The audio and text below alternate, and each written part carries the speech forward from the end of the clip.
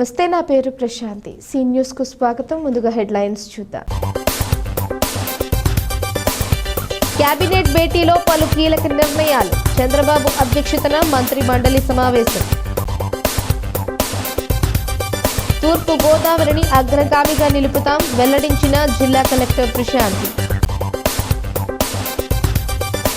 Excise అధికారిగా మారిన MLA Adireddy సారా సేవిస్తున్న వారిపై ఆగ్రహం. స్వచ్ఛ సర్వేక్షణలో మంచి ర్యాంక్ రావాలి. నగరపాలక సంస్థ కమిషనర్ కేతన్ గార్గ్ ఆకాంక్ష. సర్వతోముఖాభివృద్ధి దిశగా నిడదవోలు పురపాలక సమావేశంలో మంత్రి కందుల దుర్గేష్. రాష్ట్ర సచివాలయంలో సీఎం చంద్రబాబు అధ్యక్షతన జరిగిన ఏపీ మంత్రివర్గ సమావేశం ముగిసింది. ఈ భేటీలో పలు కీలక నిర్ణయాలకు కేబినెట్ ఆమోదం తెలిపింది. అమరావతిలో 2,733 కోట్లతో చేపట్టనున్న పనులతో పాటు సిఆర్డీఏ 44వ సమావేశంలో నిర్ణయం తీసుకున్న 2 పనులకు ఆమోదముద్ర వేసింది. మున్సిపల్ చట్ట సవరణ ఆర్డినెన్స్కు అంగీకారం తెలిపింది. భవన నిర్మాణాలు, లేఅవుట్ల అనుమతుల జారీ అధికారంపై సమావేశంలో చర్చ జరిగింది. అనుమతులు జారీ చేసే అధికారం మున్సిపాలిటీలకు బదలాయించేలా చట్ట సవరణకు కేబినెట్ ఆమోదం తెలిపింది. పిఠాపురం ఏరియా డెవలప్మెంట్ అథారిటీలో కొత్తగా 19 పోస్టుల ఏర్పాటుకు మంత్రివర్గం ఆమోదముద్ర వేసింది. తిరుపతిలో ఈఎస్ఐ ఆసుపత్రిని 100 పడకలకు పెంచేందుకు గుంటూరు జిల్లా ప్రతిపాడు మండలంలో 100 పడకల ఈఎస్ఐ ఆసుపత్రి నిర్మాణానికి అంగీకారం తెలిపింది. ఎస్ఐపిబి ఆమోదించిన 1,82,162 కోట్ల పెట్టుబడులకు కేబినెట్ ఆమోదముద్ర వేసింది. రాష్ట్ర మంత్రివర్గ సమావేశం అనంతరం పాలనా అంశాలపై మంత్రులతో సీఎం చంద్రబాబు కాసేపు ముచ్చటించారు. వచ్చే విద్యా సంవత్సరం నుంచి తల్లికి వందనం అమలుతో పాటు రైతులు, మత్స్యకారులకు ఇచ్చే 20,000 రూపాయల ఆర్థిక సాయంపైన చర్చ జరిగింది. రైతులకు కేంద్రం ఇచ్చే ఆర్థిక సాయంతో పాటు 20,000 రూపాయలు ఒకేసారి చెల్లించే అంశంపై చర్చించారు. ఈ నెల 8వ తేదీన విశాఖలో ప్రధాని మోడీ పర్యటన రోడ్డు విజయవంతం చేసేందుకు మంత్రులతో కేబినెట్ సబ్ కమిటీ వేయాలని నిర్ణయించారు. రాష్ట్ర ప్రభుత్వ ప్రాధాన్యత అంశాలు, నిర్దేశించిన లక్ష్యాలను చేరుకోవడానికి తూర్పు గోదావరి జిల్లా అధికార యంత్రాంగం ఒక టీం వర్క్తో పనిచేస్తోందని జిల్లా కలెక్టర్ కె ప్రశాంతి వెల్లడించారు. జిల్లా సాధించిన ప్రగతికి సంబంధించిన వివరాలను వై జంక్షన్ కలెక్టర్ క్యాంపు కార్యాలయంలో జరిగిన మీడియా సమావేశంలో వెల్లడించారు. కలెక్టర్ మాట్లాడుతూ 15 లక్షల మెట్రిక్ టన్నుల ఉచిత ఇసుకను ఇప్పటి వరకు సరఫరా చేయడం జరిగిందని, గోదావరిలో డ్రెడ్జింగ్ చేసేందుకు అనుమతి పొందిన బోట్స్మెన్ సొసైటీ కాలపరిమితి ముగిసిందని తెలిపారు. మళ్లీ ఎవరికి కేటాయించాలని దానిపై ప్యానెల్ కమిటీ నిర్ణయం తీసుకుంటుందన్నారు. 2,55,000 మెట్రిక్ టన్నుల ధాన్యాన్ని సేకరించి 48 గంటల్లోనే రైతుల ఖాతాల్లో ప్రభుత్వ ఆదేశాల మేరకు సొమ్ము జమ చేశామన్నారు. రోడ్లపై గుంతలు పూడ్చే కార్యక్రమం యుద్ధ ప్రాతిపదికన జరుగుతోందని, 187 R&B రోడ్లలో ఇప్పటికే పూర్తయిందని, మిగిలిన పనులను అతి త్వరలో పూర్తి చేస్తామన్నారు. స్కిల్ డెవలప్మెంట్ ప్రోగ్రాంకు అత్యధిక ప్రాధాన్యత ఇస్తున్నామని, పరిశ్రమలు, MSME, విద్యాశాఖ సంయుక్తంగా పనిచేయాలని నిర్దేశించామన్నారు. భూముల రీసర్వే జరుగుతోందని, 190 వరకు రెవెన్యూ సదస్సుల్లో వచ్చిన ఫిర్యాదులను పరిష్కరించాలని, మిగిలినవి పరిష్కారం అవుతాయన్నారు. కొవ్వూరు నుంచి పట్టిసీమ మీదుగా జీలుగుమల్లి ఖమ్మం వరకు బండ రోడ్ విస్తరణకు, భూసేకరణకు నోటిఫికేషన్ ఇచ్చామన్నారు. రివర్ ఫ్రంట్ అభివృద్ధిలో భాగంగా ఘాట్లకు అనుసంధానంగా పెద్ద రోడ్లు నిర్మాణం చేయడానికి ప్రతిపాదిస్తున్నామన్నారు. జిల్లా ప్రజలకు, అధికారులకు, మీడియాకు నూతన సంవత్సర శుభాకాంక్షలు తెలిపారు. జేసీ చిన్నరాముడు పాల్గొన్నారు. ఫ్రీ శాండ్ పాలసీ కూడా గవర్నమెంట్లో ఒక ప్రెస్టీజియస్ ప్రోగ్రామ్గా తీసుకొని అనౌన్స్ చేయడం అనేది జరిగింది. అది ఫ్రీగా అయినంత వరకు చాలా రాయితీలు కూడా ఇచ్చారు. అట్ ద సేమ్ టైం దానిలో కొన్ని హికప్స్, ఇబ్బందులు, ఆన్లైన్ ఇష్యూస్ అలా అన్నీ వచ్చాయి. సో అవన్నీ కూడా ఓవర్కమ్ చేసుకొని ఆల్మోస్ట్ మనము 15 లక్షల మెట్రిక్ టన్స్ శాండ్ని సప్లై చేయగలిగాం. సప్లై అయిన దాంట్లో అవర్ పర్సంటీ 65%. ఇప్పుడు సెమీ మెకనైజ్డ్ ఏదైతే మనం ఎన్వైర్న్మెంట్ క్లియరెన్స్ తీసుకొని పబ్లిక్ హీరింగ్ చేసి ఇండస్ట్రీ లైన్స్లో ఏదైతే చేస్తామో, లైక్ కన్సర్న్స్ ఆఫ్ ద ఎన్వైర్న్మెంట్కి సంబంధించిందన్నీ పాటిస్తూ దానికి కూడా మేము almost 56 lakhs metric tons, 56.82 metric టన్స్ని రెడీ చేయబోతున్నాం. ఈ పబ్లిక్ హీరింగ్స్ అన్నీ కూడా 10th నుంచి స్టార్ట్ అవుతుంది. సో అది వస్తే ఇంకా ఎక్కువ శాండ్ని మనము మార్కెట్లోకి పెట్టగలుగుతాం. అలానే ఒక ఏజెన్సీ కానీ ఇస్తే మనకి ఇప్పుడు బోట్స్మెన్ సొసైటీతో తీసిన దానికన్నా ఇంకా ఎక్కువ రావడానికి అవకాశం ఉంటుంది. ఇంకా ఫ్రీగా సప్లై చేయడానికి కూడా మనకి వెసులుబాటు అనేది దొరుకుతుంది. ఈసారి రైతులందరూ కూడా చాలా హ్యాపీగా ఉన్నారు. మనం 48 అవర్స్లో పేమెంట్ ఇస్తాము అని అన్నప్పటికీ 2-3 అవర్స్లో కూడా చాలామందికి పేమెంట్స్ వచ్చింది.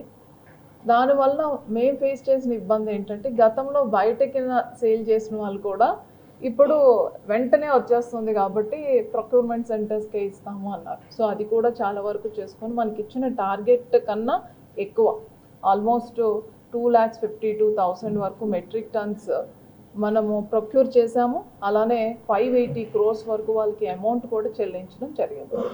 లేట్గా హార్వెస్ట్ చేస్తారో వాళ్ళ రిక్వెస్ట్లు ఉన్నాయి. వీఆర్ రిక్వెస్టింగ్ గవర్నమెంట్ ఇంకొంత అట్లీస్ట్ ఒక 10,000-15,000 ఇస్తే ఇంకా బెటర్గా చేయొచ్చు అని we're expecting permission and that will be done. So divisional level officers RDOs are the appointing authority కాబట్టి వాళ్ళ జరుగుతుంది. సో ఇంతమందికి మనకి రూల్ ఆఫ్ రిజర్వేషన్స్ పాటిస్తూ అలానే ప్రిఫరెన్షియల్ కేటగిరీస్ ఉంటాయి. విడోస్ అని SC ST అట్రాసిటీస్లో ఇబ్బంది పడిన వాళ్ళకి కూడా ఇప్పుడు ఆపర్చునిటీస్ అనేవి రాబోతున్నాయి. ఈ పల్లె పండుగ తర్వాత మన దగ్గర ఎక్కువ రిక్వెస్ట్ వచ్చింది డ్రైన్స్ గురించి. సో డ్రైన్స్ మనం శాంక్షన్ ఇచ్చినప్పటికీ గవర్నమెంట్ ఆఫ్ ఇండియా కన్స్ట్రైన్ ఏదైతే ఉందో ఒక డ్రైన్ అనేది 1 lakh మాత్రమే చేయాలని. సో అది మన దగ్గర ఫీజిబుల్ కాదు కాబట్టి మనం ఒక రికమెండేషన్ పంపించడం జరిగింది. We need 10 lakhs minimum estimation cost అని. అది ఇంకా రాకపోవడం వల్ల మనం డ్రైన్స్ అన్నీ కూడా మనం CC రోడ్స్కి కన్వర్ట్ చేసుకొని మనం వర్క్స్ చేయడం అనేది స్టార్ట్ అవుతుంది. అలానే మనం అగ్రికల్చర్ ఎలీట్ సెక్టార్స్లోకి తీసుకుంటే ఇప్పుడు మనకి యానిమల్ హస్బెండరీ టైప్ నుంచి మనకి సెన్సస్ జరుగుతుంది. అది చాలా ప్రెస్టీజియస్ బికాస్ మన ఈస్ట్ గోదావరిలో పౌల్ట్రీ అండ్ డైరీ బేస్డ్ మన ఎకానమీలో ఒక growth driver as well as growth note. So అది మేము ప్రాపర్గా చేయడం తర్వాత ఇప్పుడు మన SHGs కూడా చాలా స్ట్రాంగ్ కాబట్టి ఆల్మోస్ట్ 20-30 lakhs లింకేజ్కి వచ్చేసాయి వాళ్ళు. స్థానిక 46వ డివిజన్కు ఒక అధికారిక కార్యక్రమం నిమిత్తం వెళ్లగా రామదాసుపేటలోని సెల్ టవర్ వద్ద కొందరు సారా సేవిస్తున్నారన్న విషయం తెలుసుకున్న ఎమ్మెల్యే ఆదిరెడ్డి శ్రీనివాస్ స్థానిక నాయకులతో కలిసి ప్రాంతానికి వెళ్లారు. అక్కడ జరుగుతున్న తంతును చూసి ఆశ్చర్యపోయారు. వెంటనే విషయాన్ని ఎక్సైజ్ అధికారుల దృష్టికి తీసుకుని వెళ్లారు. ఇదే సమయంలో ఆయనతో పాటు ప్రోటోకాల్ నిమిత్తం వచ్చిన 2 పోలీసులను చూసి సారా సేవిస్తున్న సుమారు 5గురు అక్కడి నుంచి పలాయనం చెత్తగించేందుకు ప్రయత్నించగా స్థానిక నాయకులు వారిని పట్టుకున్నారు. స్థానికంగా సారా విక్రయిస్తున్న మహిళను ఎమ్మెల్యే ఆదిరెడ్డి శ్రీనివాస్ మందలించారు. ఒక పక్క నుంచి తాము నగరంలో సారా గంజాయి బ్లేడ్ బ్యాచ్ల నిర్మూలనకు నిరంతరం పాటుపడుతుంటే మీరేమో యథేచ్ఛగా సారా విక్రయిస్తున్నారు అంటూ ఆగ్రహం వ్యక్తం చేశారు. అక్కడి నుంచి ఎక్సైజ్ CI ఇతర ఎక్సైజ్ పోలీసు అధికారులకు ఫోన్ చేసి సదరు విషయమై గతంలోనే తాము SPకి ఫిర్యాదు చేసిన చర్యలు లేవని అందుకే తాము ప్రత్యక్షంగా రంగంలోకి దిగామన్నారు. మీ ఉద్యోగం కూడా మేము చేయాల్సి వస్తోందని సారా విక్రేతలు సారా సేవించే వారిని తామే పట్టుకుని అప్పగించాల్సిన దుస్థితి వచ్చిందంటూ చురకలు వంటించారు. ఎలాగైతే ఇబ్బందులు తప్పవంటూ హెచ్చరించారు. కాగా ఆ ప్రాంతంలో వేలాదిగా విచ్చలవిడిగా సేవించిన ఉన్న సారా ప్యాకెట్ల కవర్లను చూసి ఆశ్చర్యం వ్యక్తం చేశారు. ఈ స్థాయిలో ఈ ప్రాంతంలో సారా వ్యాపారం జరుగుతోందని సంబంధితులపై కఠిన చర్యలు తీసుకోవాలని అధికారులను ఆదేశించారు. సారా సేవిస్తున్న విక్రయిస్తున్న వారిని అదుపులోకి తీసుకుని స్టేషన్కు తరలించారు. 2027లో జరిగే గోదావరి పుష్కరాల నాటికి ప్రణాళికాబద్ధంగా రాజమహేంద్రవరం నగరాన్ని అభివృద్ధి చేసేందుకు ఇప్పటి నుంచే కార్యాచరణ ప్రారంభించామని దీనిపై ఇప్పటికే 2 హై లెవెల్ కమిటీ సమావేశాలు జరిగాయని కమిషనర్ కేతన్ గార్గ్ వెల్లడించారు. కార్పొరేషన్కు పురోగతికి సంబంధించిన పలు అంశాలను ఆయన వివరించారు. కార్పొరేషన్ కార్యాలయంలో గురువారం జరిగిన మీడియా సమావేశంలో ఆయన మాట్లాడుతూ డిసెంబర్ వరకు ఆస్తి పన్ను, ఖాళీ స్థలాలపై పన్నుల వసూళ్లను 70% వరకు పూర్తి చేస్తామని, దీని ద్వారా 58 కోట్ల రూపాయల ఆదాయం కార్పొరేషన్కు వచ్చిందన్నారు. మరొక 3 నెలల పన్నులు ఏరియర్స్తో కలిసి వసూలు చేసేందుకు రెవెన్యూ విభాగం ద్వారా కృషి చేస్తున్నామన్నారు. ఇంజనీరింగ్ విభాగం ద్వారా నగరంలో మౌలిక సదుపాయాలు, సుందరీకరణ, పార్కుల అభివృద్ధికి 65 నుంచి 70 కోట్లతో పనులు చేపట్టేందుకు ప్రతిపాదించామన్నారు. 45 కోట్ల గ్రీన్ బాట్స్ ఇచ్చేందుకు సిబి స్థాయిలో వెరిఫికేషన్ జరుగుతుందని వివరించారు. ఈ నెలాఖరులో స్వచ్ఛ సర్వేక్షణ్ పరిశీలనకు కేంద్ర బృందం రానుందని, ప్రజల సహకారంతో ఈసారి సింగిల్ డిజిట్ ర్యాంకు సాధించాలనే లక్ష్యంతో పనిచేస్తున్నామన్నారు. మోరంపూడి రోడ్డు, గుండువారి వీధి వంటి 4 ప్రధాన రహదారుల విస్తరణకు సంబంధించిన పనులు జరుగుతున్నాయని, ఇప్పటికే ఆక్రమణలు తొలగింపు చేశామన్నారు. డ్రైనేజీలపై ఆక్రమణల, రోడ్ల విస్తరణ, సిల్ట్ తొలగింపునకు ఇబ్బందిగా పరిణమించాయన్నారు. 29 ఆక్రమణలు గుర్తించి వాటిలో 9 తొలగించామని, ఇంకా 20 పెండింగ్లో ఉన్నాయన్నారు. పలు విభాగాలు అధికారులు పాల్గొన్నారు. మనకి ఏవైతే రోడ్ ఏ విధంగా ప్లాన్ చేయాలి అది స్టడీ చేయడం ఒకటి చేసినాక దానికి ప్రాసెస్ ఉంది. మేము జస్ట్ వన్ సైడ్గా పోలేము. సో ఎక్కడైనా మీరు అనేది పబ్లిక్ కోఆపరేషన్ కావాలి, ఖచ్చితంగా కావాల్సి ఉంటాయి. వాళ్ళు కోఆపరేట్ చేయకపోతే మేము ప్రాసెస్ కంప్లీట్ చేయము. సో ఇప్పుడు టీడీఆర్కి ప్రాసెస్కి వచ్చేసరికి ఇప్పుడు రీసెంట్గా వెబ్సైట్ కూడా మాకు ఎనేబుల్ అయింది. సో దాంట్లో ఇన్ఫ్యాక్ట్ అప్లై చేసిన పబ్లిక్ సిటీ నుంచి అప్లై చేయాలి. సో ఎక్కడైనా రోడ్ వైడింగ్ జరిగినప్పుడు మేము స్టేట్ ఐడెంటిఫై చేస్తాము. స్టేట్ ఐడెంటిఫై చేసుకొని we go for the road development plan. Road development plan approve అయినాక then we go for the public meeting. Public మీటింగ్లో రోడ్ డెవలప్మెంట్ ప్లాన్ పెట్టుకొని ఈ విధంగా ఆ ఏరియా నుంచి ఆ ఇంటి వరకు అంతవరకు మేము రోడ్ వైడింగ్ చేస్తాము. ఈ రోడ్ వైడింగ్ చేస్తే మీ ఉన్న ఇంటికి ఎంత ఏరియా పోతుంది అది వాళ్ళకి తెలియచేయడం జరుగుతుంది. వాళ్ళు తెలియచేసినాక ఒక 1 వీక్ 2 వీక్స్ తర్వాత మళ్ళీ వాళ్ళ దగ్గర వెళ్తాము. వాళ్ళ నుంచి కన్సెంట్ తీసుకోవడం జరుగుతుంది. కన్సెంట్ తీసుకొని సహా దీంతో సహా వాళ్ళు ఆన్లైన్ అప్లై కూడా చేస్తారు. సో వాళ్ళకి 2 సారి మీటింగ్ చేయడం, వాళ్ళు కన్విన్స్ చేయడం, కన్విన్స్ చేసిన తర్వాత కన్సెంట్ తీసుకోవడం, కన్సెంట్ తీసుకున్న తర్వాత వాళ్ళకి ఉన్న డాక్యుమెంట్స్ అన్నీ కూడా వాళ్ళు ఇస్తారు. అంటే ఎంతవరకు మాకు హక్కు ఎంత ఉంది, ఎంత పోతుంది, ఆ డాక్యుమెంట్స్ వెరిఫై చేసినాక అది వైడింగ్ పాసిబుల్ ఉంటాయి. లెవెల్లో 3 ఇయర్స్ ఉంది. 3 ఇయర్స్ తర్వాత అయినాక గవర్నమెంట్కి పంపించాలి. సో గవర్నమెంట్ లెవెల్లో కూడా 25 ఇయర్స్ వరకు మాత్రమే లీజ్ అప్రూవల్ ఉంది.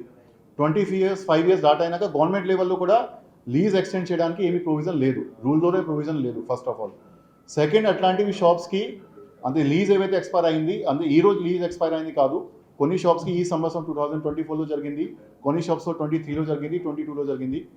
సో వచ్చిన వెంటనే నుంచి అప్పటి నుంచి కార్పొరేషన్ ద్వారా వాళ్ళకి రకరకాల నోటీస్ కూడా ఇవ్వడం జరుగుతుంది, రకాల వాళ్ళతో మీటింగ్స్ కూడా పెట్టడం జరిగింది. అట్లాంటి అటెంప్ట్స్ అంతకుముందు కూడా చేయడం జరిగింది. సో వాళ్ళకి అందరికీ తెలియచేస్తూ ఏ విధంగా మీకు షాప్స్ లీజ్ క్యాన్సిల్ అది కంప్లీట్ అయింది. ఇప్పుడు ఖచ్చితంగా మీకు షాప్స్ కావాలంటే త్రూ ఆప్షన్ మీ ద్వారా పార్టిసిపేట్ చేయాలి. అది మేము ఆన్లైన్ ఓపెన్ మాన్యువల్ ఆప్షన్ చేస్తున్నాము. ఆన్లైన్ ఆప్షన్ ఓపెన్ ఆప్షన్లో మీరు పార్టిసిపేట్ చేస్తే ఆప్షన్ నామ్స్ ప్రకారంగా మీకు షాప్స్ వస్తాయి. అట్లాంటివి వాళ్ళకి చాలాసారి తెలియచేయడం జరిగింది. నిడదవోలు పట్టణ రూపురేఖలు సమూలంగా మార్చి ప్రత్యేక పట్టణంగా తీర్చిదిద్దేందుకు సాయశక్తులా కృషి చేస్తామని రాష్ట్ర మంత్రి కందుల దుర్గేష్ వెల్లడించారు. నిడదవోలు పురపాలక సంఘ కార్యాలయంలో కౌన్సిల్ సాధారణ సమావేశం మున్సిపల్ చైర్మన్ భూపతి ఆదినారాయణ అధ్యక్షతన నిర్వహించారు. రాష్ట్ర పర్యాటక సాంస్కృతిక సినిమాటోగ్రఫీ శాఖల మంత్రి కందుల దుర్గేష్ ఎక్స్ అఫీషియో సభ్యుడి హోదాలో హాజరయ్యారు. కౌన్సిలర్ సమావేశంలో ప్రవేశపెట్టిన వివిధ అంశాలపై చర్చించి కౌన్సిలర్లు ఏకగ్రీవంగా ఆమోదం తెలియజేశారు. దుర్గేష్ మాట్లాడుతూ నిడదవోలు నియోజకవర్గాన్ని అభివృద్ధి చేసేందుకు తాను అన్ని విధాలా కృషి చేస్తున్నానని, దీనిలో భాగంగానే Akhanda Godavari project, temple tourism, Godavari పుష్కరాల నిధులు, NREGS నిధుల నుంచి నిడదవోలు నియోజకవర్గాన్ని మునిపెన్నడూ లేని విధంగా అభివృద్ధి చేస్తామన్నారు.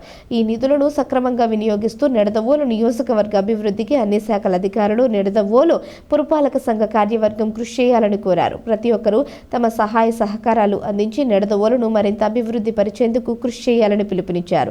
నిడదవోలు పట్టణం అభివృద్ధి కోసం ఇప్పటికే 90 లక్షల రూపాయల నిధులు తీసుకురావడం జరిగిందన్నారు. అంతేకాక రాజమండ్రి అర్బన్ డెవలప్మెంట్ అథారిటీ ద్వారా పట్టణ అభివృద్ధి కోసం దాదాపు 1 కోటి రూపాయల నిధులు తీసుకువస్తున్నామన్నారు. ఇవే కాక కేంద్ర ప్రభుత్వ పథకమైన శాస్కి ద్వారా 98 కోట్ల రూపాయలతో అఖండ గోదావరి ప్రాజెక్టును చేపడుతున్నామన్నారు. 1,177 కోట్లతో అంటే 98 కోట్ల రూపాయలు అఖండ గోదావరి ప్రాజెక్టుకి, మిగిలిన అమౌంట్ 78 కోట్లు 79 కోట్లు మన గండికోట ప్రాజెక్టుకి శాంక్షన్ చేశారు.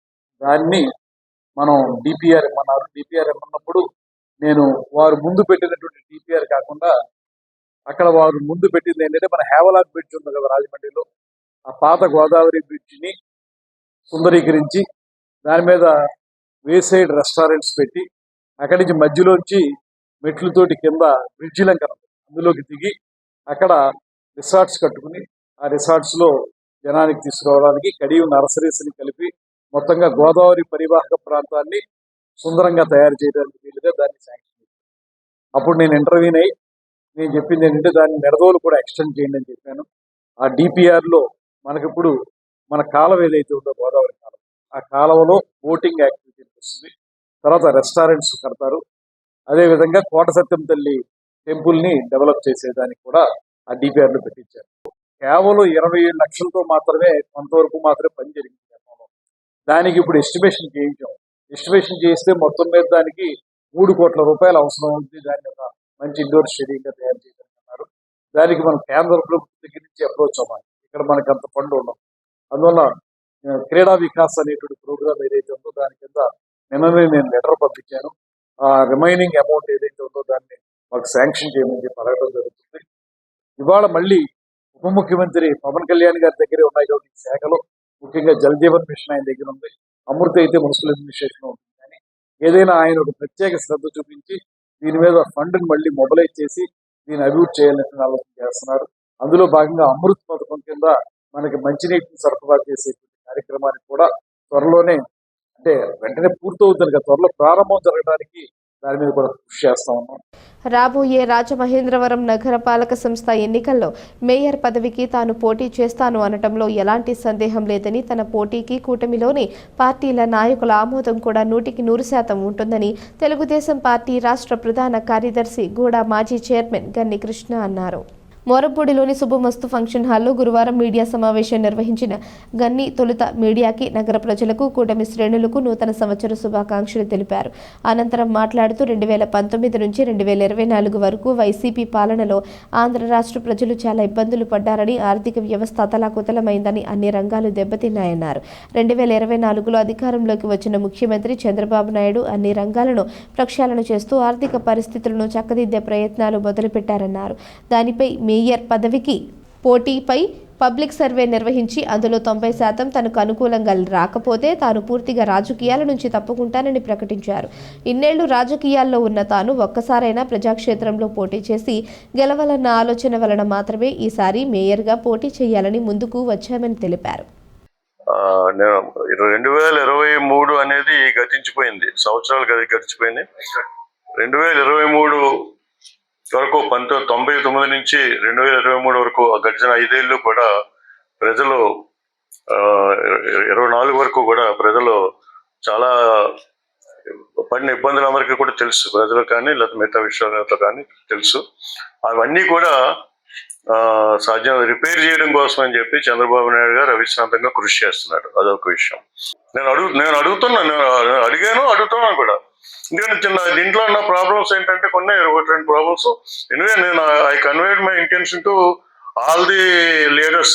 అంతే లీడర్స్ అంటే టాప్ లీడర్స్ అందరికీ చెప్పిన నా ఇంటెన్షన్ అని చెప్పింది తెలుసు, అందరికీ తెలుసు. ప్రాబ్లం ఏంటంటే ఇక్కడ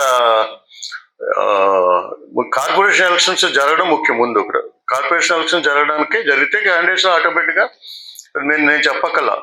స్థానిక జేఎన్ రోడ్లో ఉన్న ఏకేసీ కళాశాల వద్ద సమైక్య కాపు సంఘం ఆధ్వర్యంలో కాపుల ఆత్మీయ సదస్సు ఆదివారం సాయంత్రం ఘనంగా నిర్వహించారు.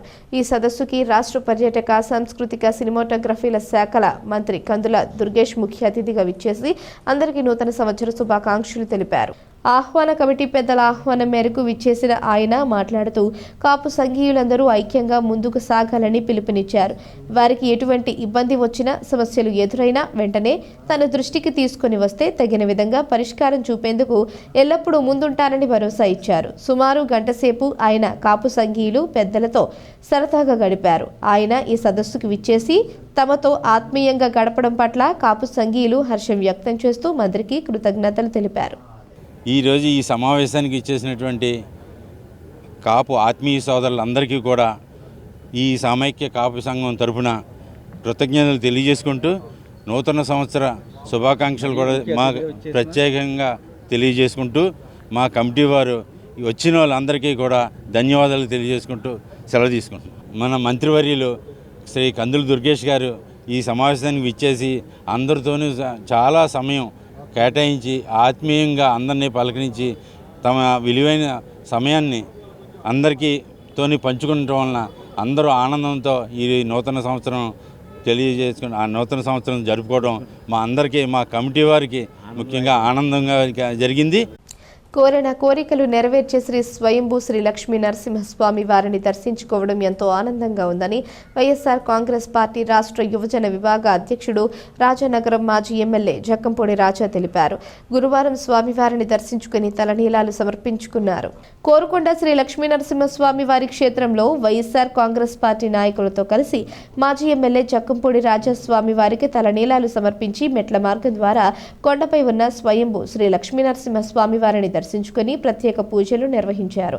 ఈ సందర్భంగా ఆయన మాట్లాడుతూ స్వామివారి మీద నమ్మకంతో విశిష్టతను మరింత ఎక్కువ మందికి తెలియజేయాలనే ఉద్దేశంతో ప్రతి ఏడాది ఈ కార్యక్రమాన్ని చేపడుతున్నామన్నారు. స్వామివారి చల్లని ఆశీస్సులు దీవెనలు అందరి మీద ఉండాలని, ఈ ప్రాంత ప్రజలందరికీ ఆయురారోగ్యాలు కలుగజేయాలని, ఈ కొత్త సంవత్సరంలో రైతులకు మంచి దిగుబడులు రావాలని మనస్ఫూర్తిగా శ్రీ లక్ష్మీనరసింహస్వామి వారిని కోరుకోవడం జరిగిందన్నారు. రాజానగరం నియోజకవర్గంలో అభివృద్ధి నిల్, అవినీతి ఫుల్ అని దోపిడీకి కేర్ ఆఫ్ అడ్రస్గా మారిందని ధ్వజమెత్తారు. రైతులు పండించిన ధాన్యాన్ని కొనుగోలు చేయకపోతే ఆందోళన చేపడతామని హెచ్చరించారు. చేసినటువంటి పరిస్థితులే. మరో పక్కన ఏదైతే ప్రకృతి విపత్తుల కారణంగా తీవ్రంగా నష్టపోయినటువంటి రైతులకి గత ప్రభుత్వంలో జగన్మోహన్ రెడ్డి గారు ఏ సీజన్లో అయితే రైతు నష్టపోయాడో అదే సీజన్లో ఎన్యూమరేషన్ పూర్తి చేసి సోషల్ ఆడిట్కి సెక్రటేరియట్లో స్థానిక ఏదైతే గ్రామ సచివాలయాల్లో డిస్ప్లే చేసి వాటిలో ఏమైనా కరెక్షన్స్ ఉంటే కానీ మళ్ళీ వాటిని కూడా కన్సిడర్ చేస్తూ లిబరల్గా నష్టపోయిన ఏ రైతుకి కూడా ఇబ్బంది కలగకూడదు, ప్రతి రైతుకి కూడా అండగా నిలవాలి అనేటువంటి లక్ష్యంతో ఆవేళ ఆ ప్రభుత్వంలో పనిచేస్తాయి. ఈవేళ మరి వరుసగా ప్రకృతి విపత్తుల కారణంగా నష్టపోయినటువంటి రైతుకి ఖరీఫ్ అయిపోయింది, రబీ అయిపోయింది, ఈవేళకి కూడా కనీసం ఇంకా ఏ రైతుకి కూడా కనీసం ఆర్థికంగా ఆ నష్టాన్ని పూడ్చినటువంటి కార్యక్రమం ఈ ప్రభుత్వం చేయలే. కోరుకొండ కానీ సీతానగరం మండలంలో కానీ ఈ స్థానిక నాయకులే, ఈ శాసనసభ్యులు వీళ్ళ గ్యాంగ్ ఏదైతే ముఠా ఉందో కొన్ని రైస్ మిల్లర్లకి మాత్రమే ధాన్యాన్ని తోలాలని చెప్పి కండిషన్ పెడతారు. అధికారుల మీద ఒత్తిడి చేస్తారు. నమ్మి చెవులో పూలు మాత్రమే మిగిలినాయి అని చెప్పి ప్రజలు ఇప్పటికే తీవ్రమైనటువంటి ఆవేశం, ఆవేదన, కోపం, ఉక్రోషం అన్ని రకాలుగాను కూడా ఈ ప్రభుత్వం మీద ఉన్నది. దయచేసి అది గమనించుకోండి అని చెప్పి సందర్భంగా తెలియజేస్తూ స్థానిక నందం గనిరాజు సెంటర్లో జనసేన పార్టీ రాజమహేంద్రవరం అధ్యక్షులు వై శ్రీనివాస్ పుట్టినరోజు వేడుకలు ఘనంగా నిర్వహించారు. ఈ కార్యక్రమంలో 500 మందికి అన్నదాన కార్యక్రమం జరిగింది. భారీ కటౌట్ ఏర్పాటు చేసి కేక్ కట్ చేసి బాణసంచా కాల్చి పుట్టినరోజు వేడుకలు ఘనంగా నిర్వహించడం జరిగింది. వై శ్రీనివాస్ యువసేన ఆధ్వర్యంలో ఈ కార్యక్రమాల్లో వై శ్రీనివాస్ ఫ్యామిలీ టూర్లో ఉండడం వల్ల ఈ కార్యక్రమంలో పాల్గొనలేకపోయారు. ఈ కార్యక్రమంలో జిల్లా జనసేన నాయకులు జామి సత్యనారాయణ, తేజమూర్తి, నగర ఉపాధ్యక్షులు దాసరి గురునాథరావు, సబ్బా రాజేష్ ఖన్నా, ప్రధాన కార్యదర్శి అల్లంకి నాగేశ్వరరావు, షేక్ బాషా, కార్యదర్శులు కప్పల సూర్యప్రకాష్, కేవి చలపతి, వట్టికూరి వేణు, షేక్ బషీర్, పాలిక సతీష్, ముమ్మిడి భాగ్యలక్ష్మి, అందం ఇందిరా, తేజస్విని, నగర నాయకులు అక్కిరెడ్డి ప్రసాద్, ముమ్మిడి నాగరాజు, జి సోము, ఆంజనేయులు, కిషోర్, సుబ్బారాయుడు, పెద్ద బషీర్, వీర మహిళలు సిరి, గౌతమి, పద్మ, సువర్చల, వెంకటలక్ష్మి తదితరులు పాల్గొన్నారు. దృష్టిలో పెట్టుకొని జనసేన పార్టీ కానీ ఇవాళ డిప్యూటీ సీఎంగా ఉన్న జనసేన పార్టీ అధ్యక్షుడైనటువంటి శ్రీ పవన్ కళ్యాణ్ గారు కానీ పనిచేయడం జరుగుతూ ఉంది. ఈ రాష్ట్రంలో సనాతన ధర్మం కూడా నిరాదరణకు గురైనప్పుడు తన యొక్క పార్టీ స్వప్రయోజనాలని ఎన్నిటిని కూడా పక్కన పెట్టి ఒక ధర్మానికి ఈ రోజున చెడు వాటిల్లింది దానికి అండగా నిలబడాలనే ఉద్దేశంతో ఇవాళ పవన్ కళ్యాణ్ గారు ఒక సాహసోపేతమైన ఒక స్టాండ్ తీసుకొని హైందవ ధర్మానికి, సనాతన ధర్మానికి ఈ రాష్ట్రంలో తన ఒక దిక్సూచిగా మారి వారు ఈ రాష్ట్రానికి వారు ఇచ్చిన ఒక సందేశం ఏదైతే ఉందో ఆ సందేశానికి కట్టుబడి భవిష్యత్తులో జనసేన పార్టీ నుండి రాబోతున్న ఒక కొత్త విభాగం సనాతన ధర్మాన్ని ఉద్దేశించి నారసింహ వారాహి గతంలో పార్టీ పెట్టిన మొదట్లో 2014లో ఆయన కంటెస్ట్ చేసినప్పుడు జనసేన సేవాదళని ఒకటి ఏర్పాటు చేసి కేవలం సొసైటీలో వారు సేవే లక్ష్యంగా రోజున కేడర్లు అందరినీ కూడా పనిచేయించడం జరిగింది. అన్నయ్య చూడగానే ముందుగా మనకు గుర్తొచ్చేది ఆయన చక్కటి చిరునవ్వు. అందరినీ కూడా ఎంతో ఆప్యాయతగా నవ్వుతూ పలకరిస్తారు. అన్నయ్యతో పాటు దశాబ్ద కాలం పాటు ప్రయాణించి నేను ఇప్పుడు వరకు చూసాను. ఆయన మొహంలో ఎప్పుడు కోపం కానీ ఒక అసూయ కానీ ఎటువంటి ఎమోషన్స్ లేకుండా ఒకే ఒక్క ఎమోషన్ ఎప్పుడు కూడా కనిపించేది. ఒక నిర్మలమైన మనస్సు, స్వచ్ఛమైన చిరునవ్వు, మంచితనానికి మారిపోయారు. మంచితనానికే బ్రాండ్ అసలు మా వైశ్రీ అన్నయ్య గారు. ఈరోజు ఎంతమంది ఎక్కడికి గ్యాదర్ అయ్యారంటే అన్నయ్య లేకపోయినా సరే ఈరోజు స్వచ్ఛందంగా వచ్చి అన్నయ్య వేడుకలకు ఎంతమంది హాజరయ్యారంటే అక్కడే అర్థమవుతుంది అన్నయ్యకి అభిమానులు ఎంతమంది ఉన్నారో రాజమండ్రి నగరంలోని. ఒక పవన్ కళ్యాణ్ గారి తర్వాత అంత క్రేజ్ ఉన్నది వై శ్రీనన్నయ్య గారికి మాత్రమే. పాలిటిక్స్లో అసలు వై శ్రీనన్నయ్య గారి అంతా ప్రతి ఒక్కరిని చిన్న లేదు పెద్ద లేదు ప్రతి ఒక్కరిని ఆప్యాయతగా పలకరించే ఒక్క వై శ్రీనన్నయ్య గారికి ఇంతమంది అభిమానులు ఉండడం ఈరోజు మాకు చాలా అదృష్టం. కోలమూరు పంచాయతీలో నివసిస్తోన్న వైఎస్ఆర్సీపీ నాయకుడు షేక్ బాసీని రాష్ట్ర పచ్చదనం సుందరీకరణ కార్పొరేషన్ మాజీ చైర్మన్ చందన నాగేశ్వర్ పరామర్శించి 10,000 రూపాయల ఆర్థిక సహాయాన్ని అందించారు.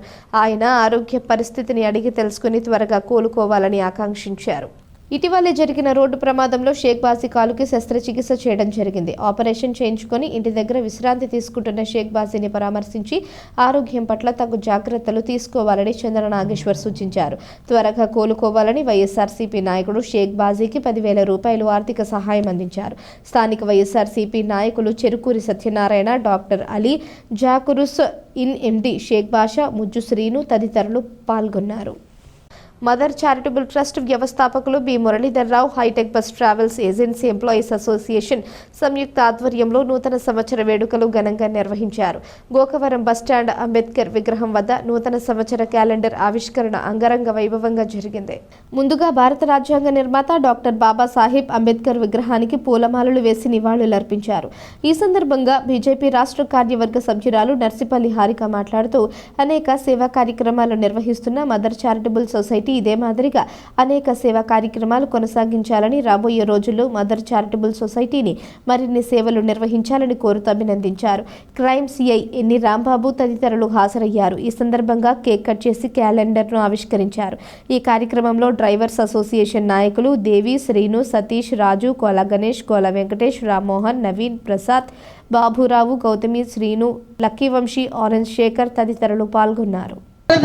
జయహోరాధ సారథి టీము చాలా యాక్టివ్గా, అంటే ఒక అది రిజిస్ట్రేషనే కాదు, తర్వాత సేవ చేయాలనే ఉద్దేశంతో ఒక సంస్థను కూడా పెడుతున్నామని తెలియజేశారు. వారికి హృదయపూర్వక శుభాకాంక్షలు తెలియజేస్తా ఉన్నాను. అంటే పబ్లిక్లో మనుషుల్లో డ్రైవర్స్ అంటే ఒక చులకన భావం, వాళ్ళు తాగుతారు, వాళ్ళు తాగుబోతులు ఇది ఉంటారు అని చెప్పి చాలా చులకన భావం ఉంది. కానీ అది కాదు. ఎంత మాత్రం డ్రైవర్స్లో 90% సేవాభావంతో ఉన్నారు అన్నది నిరూపించడమే జైహో రథసారథి కాన్సెప్ట్. వారికి ప్రత్యేకమైన పథకాలు రావాలి. రథసారథులు అందరూ కూడా చాలామంది ఆల్ ఇండియాలో చూసుకుంటే చాలామంది ఉన్నారు. వీళ్ళు ఒక అసోసియేషన్గా ఫామ్ అయ్యి వాళ్ళందరూ యూనిటీ చూస్తే చాలా ముచ్చటేసి వచ్చింది నాకు.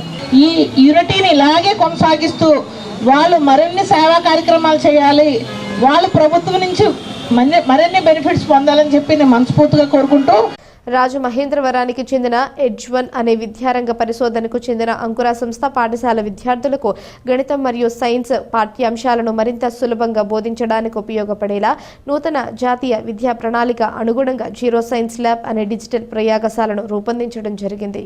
కేంద్రీయ విద్యాశాఖకు అనుసంధాన సంస్థ ఏఐసిటిఈ నీట్ 4.0 వెబ్ పోర్టల్ ద్వారా దేశంలోని అన్ని పాఠశాలల్లో జీరో సైన్స్ ల్యాబ్ డిజిటల్ ప్రయోగశాల ఉపయోగాన్ని ప్రోత్సహించే విధంగా ఈరోజు ఇరు వర్గాల మధ్య న్యూఢిల్లీ హెడ్ క్వార్టర్స్లో ఒప్పందం జరిగింది. సంస్థ chairman, managing director Ram Kumar Ramadevu మాట్లాడుతూ సుమారు 5 సంవత్సరాల పరిశోధన ఆధారంగా విద్యార్థుల్లో గణితం, సైన్స్ పాఠ్యాంశాల మీద భయం పోగొట్టి ఉత్సుకత కలిగేలా జీరో సైన్స్ ల్యాబ్ డిజిటల్ ప్రయోగశాలను రూపొందించడం జరిగిందని, చిన్న నగరాల నుంచి దేశవ్యాప్త ప్రయోజనం కలిగించే వినూత్న ఉత్పాదనలు సృష్టించడం సుసాధ్యమని జీరో సైన్స్ ల్యాబ్ ద్వారా తమ బృందం నిరూపించగలిగిందని చెప్పారు.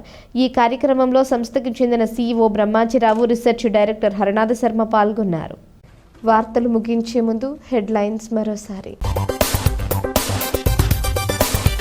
కేబినెట్ భేటీలో పలు కీలక నిర్ణయాలు. చంద్రబాబు అధ్యక్షతన మంత్రి మండలి సమావేశం. తూర్పు గోదావరిని అగ్రగామిగా నిలుపుతాం, వెల్లడించిన జిల్లా కలెక్టర్ ప్రశాంతి. ఎక్సైజ్ అధికారిగా మారిన ఎమ్మెల్యే ఆదిరెడ్డి సారా విక్రయిస్తున్నా సేవిస్తున్న వారిపై ఆగ్రహం. స్వచ్ఛ సర్వేక్షణలో మంచి ర్యాంక్ రావాలి, నగరపాలక సంస్థ కమిషనర్ కేతన్ గార్గ్ ఆకాంక్ష.